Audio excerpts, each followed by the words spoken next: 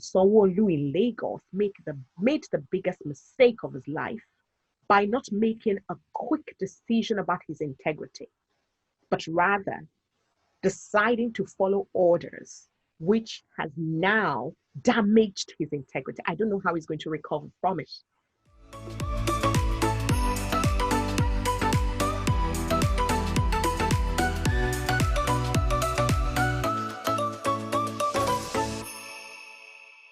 To our leaders, look, the reality is things have changed.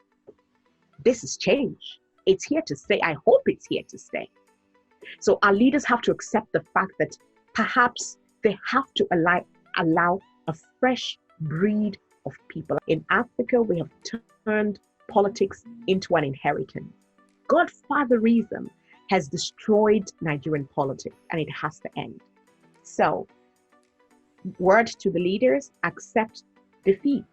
First of all, they messed up big time. People have asked me, if you were Sanwo-Olu, what would you have done? That's the governor of Lagos.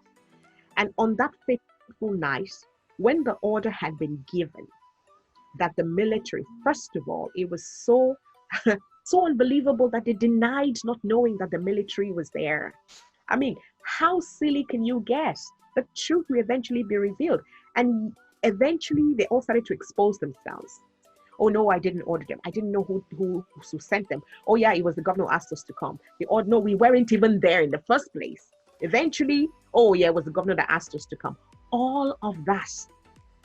So if he had been smart enough, when he had ordered the curfew, knowing that the protesters had refused to leave the toll gates because they didn't move. There were too many of them there who came from too far to begin to travel at that time of the day to get where they were going. So they made the decision, look, we'll sleep here. We'll all stay here, we'll be safe, we're all fine. And then, nobody's moving about at that time. If I was him, I would have gone there, knowing that the military was coming and knowing how the military operates in Nigeria. Stood between the people and the military and ensured that those people were safe. That's his territory. Those are his people. And he is the chief security officer of the state. It's his responsibility to protect his people. And he should have done that. The panel that's been set up is a charade.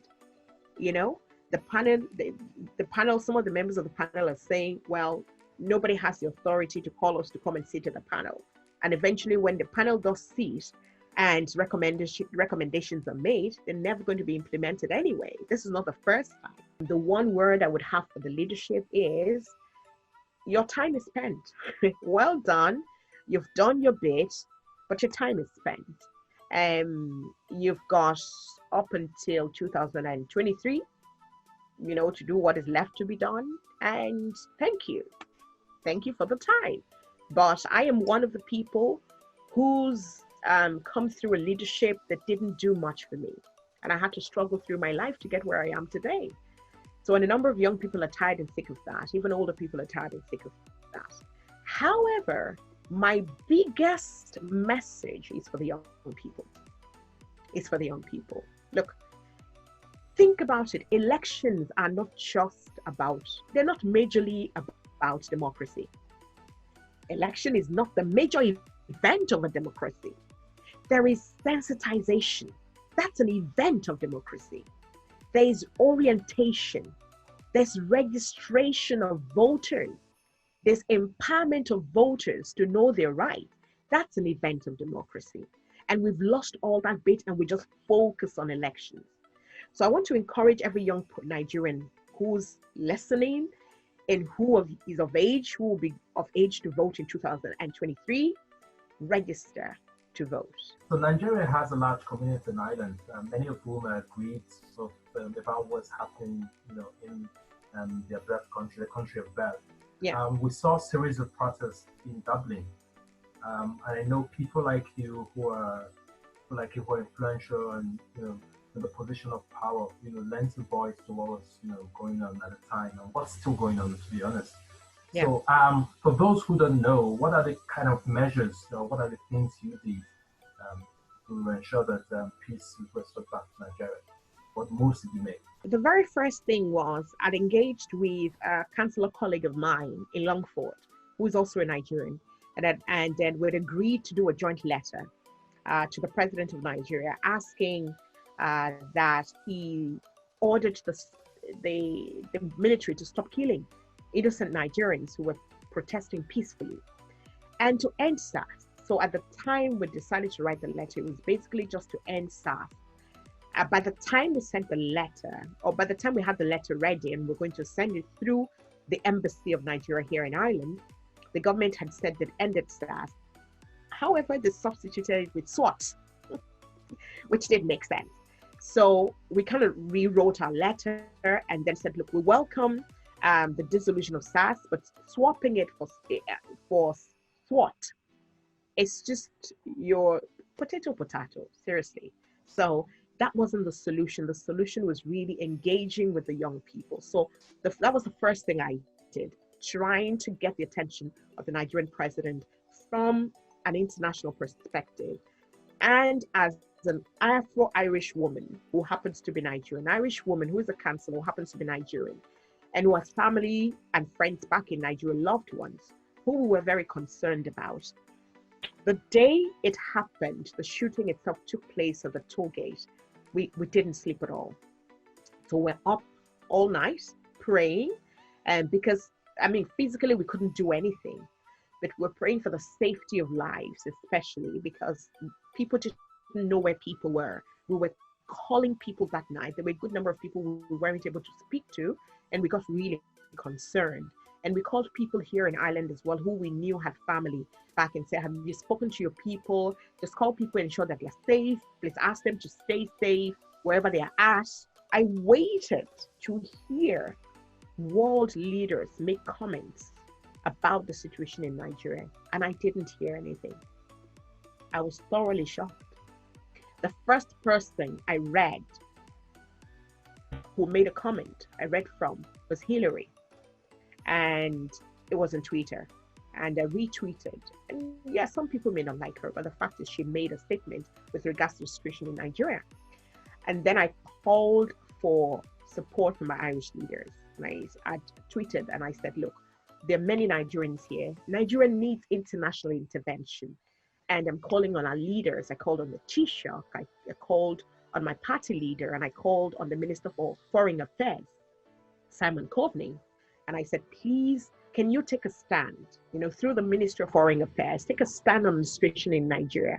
And please can you please ask the president to order the military to stop killing innocent people, and SARS, because SARS as well had returned and we're also shooting people at the toll gate. So I didn't hear anything back. I had a conversation with the TD in my area, and I'd said to him, can you please have a conversation with the Minister for Foreign Affairs? And after waiting for a couple of days, which was too long, I emailed him myself, and I emailed my party leader. And eventually I got a response from the Minister for Foreign Affairs. The department was monitoring situations and was speaking out against the situation.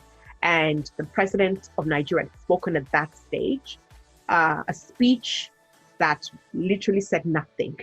It said nothing.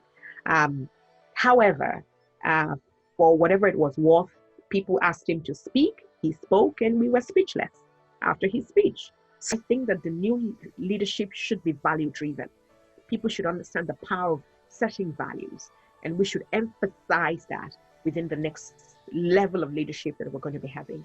And that's where I intend to support young people in Nigeria and those who are interested in going into leadership, and also to bring my little experience that I have, and hopefully take support from my Irish community to do this. What advice do you have to people who moved to Ireland and they moved here with a lot of positivity, but they came here and they realized that it wasn't really as green as they thought, so they're trying to find their peace? What advice do you have for those kind of people?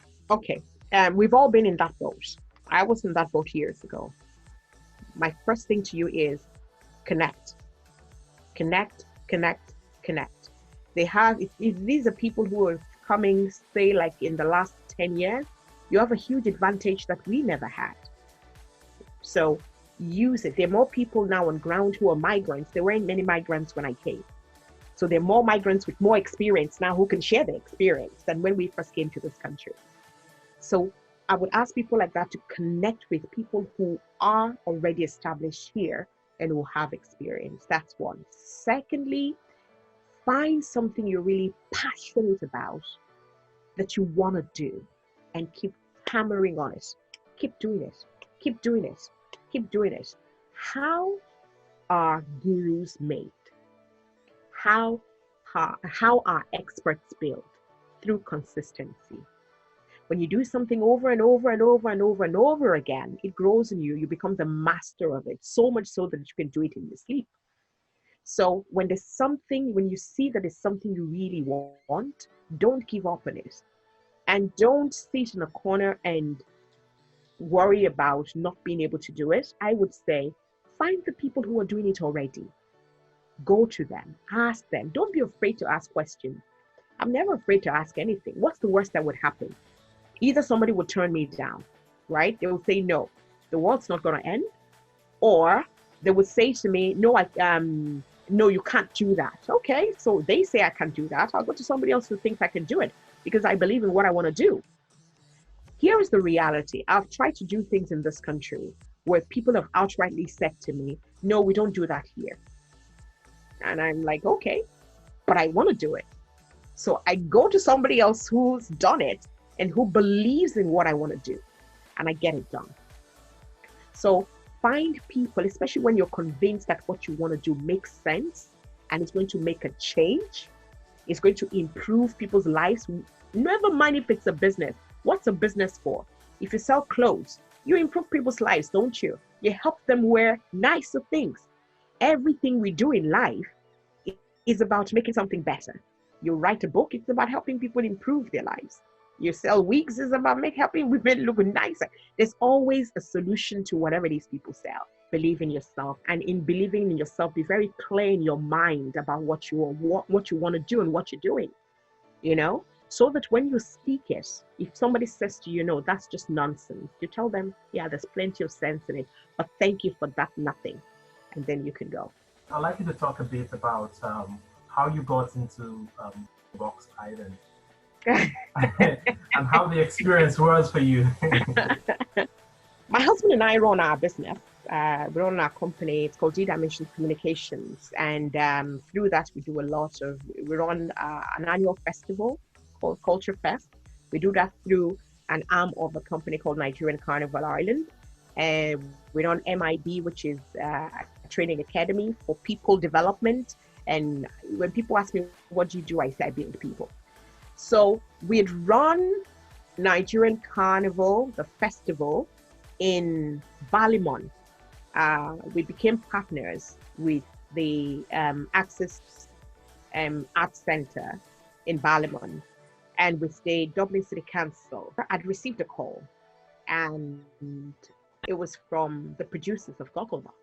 And they said, oh, we're looking to produce a program. You know, we've been asking for migrant family to be in it. And about 5 different people have mentioned, have you met the Adenugas? And so they said, we have to find out who these Adenugas are. What kind of program is a reality program? Oh, no, sorry. It's crazy. Most things that I do, I kind of like always step back first. And they said, oh, this is what it is about. It's going to be great. And I said, okay, actually, at this time, my husband isn't even around. Like, okay, we'll wait and for him to return. So they waited, he returned. I had a conversation while he was away. And then they said, we're going to have an audition online. You know, we'll do a little audition with you and see if it's something you like, and we see if it's something we like with you. And they did that, did the audition. And a couple of weeks later, we got a call and say, we would love you to be on our program, Gogglebox. And I'm like, I'm not sure, because I've seen the English version. And you know, there's something about us in Ireland, you know, you really don't know how the Irish is going to react to something, especially a program like Gogglebox. So they said, we'd love you to be on the program. We really love your family. We love the audition. It was brilliant.